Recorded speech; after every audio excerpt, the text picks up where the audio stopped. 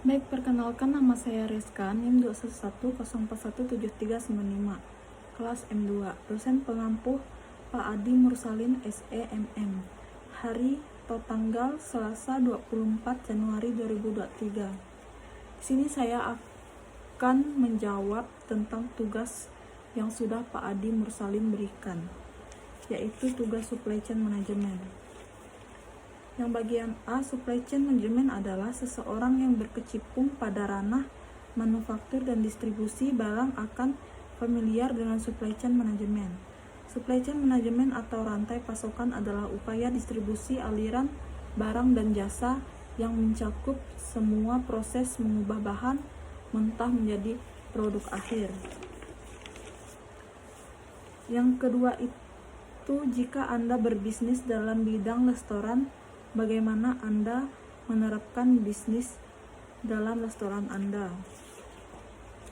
Jika saya berbisnis di bidang restoran, saya akan mengutamakan supply chain di bidang restoran tersebut.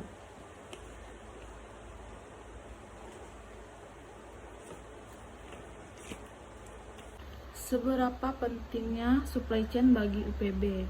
Supply chain manajemen merupakan suatu hal yang dibutuhkan oleh mahasiswa, dikarenakan ini merupakan proses untuk memperlancarkan proses produksi dan proses pemasaran yang nantinya akan memenuhi kebutuhan konsumen.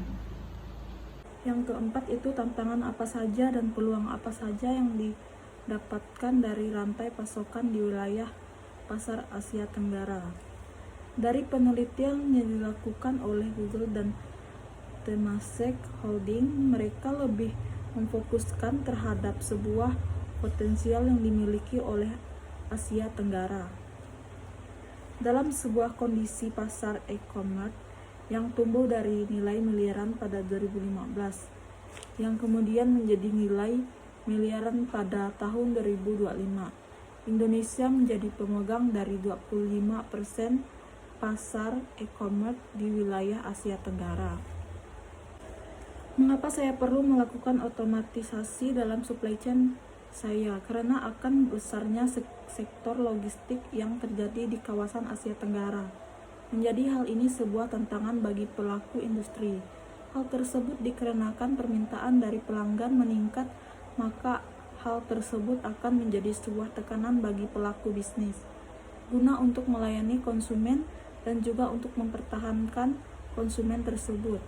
Yang ketiga itu, apa dampak potensial dari otomatisasi pada supply chain? Otomatisasi dapat membantu supply chain perencanaan rute dan dioptimalkan hingga pengiriman jarak terakhir yang efisien. Otomatisasi berpotensial merevolusi seluruh operasional.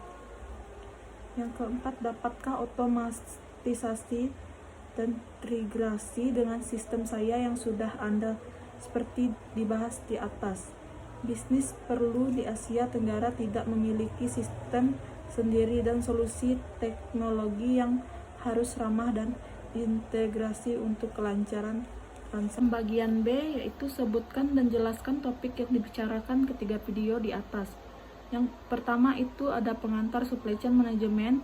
Mie instan selain mengedarkan produk yang di dalam negeri, juga memiliki brand yang cukup mendunia. Yang kedua, pengukur kinerja supply chain. Kegiatan transportasi dan distribusi menjadi semakin penting. Artinya bagi supply chain dewasa ini, dengan semakin banyak perusahaan yang harus melakukan pengiriman langsung ke pelanggan. Yang ketiga itu, pentingnya supply chain strategi siklus hidup produk semakin pendek. Keinginan pelanggan yang cepat berubah, pasokan material yang semakin sulit, persaingannya semakin tinggi. Kedua itu, sebutkan nama pembicara di ketiga video di atas.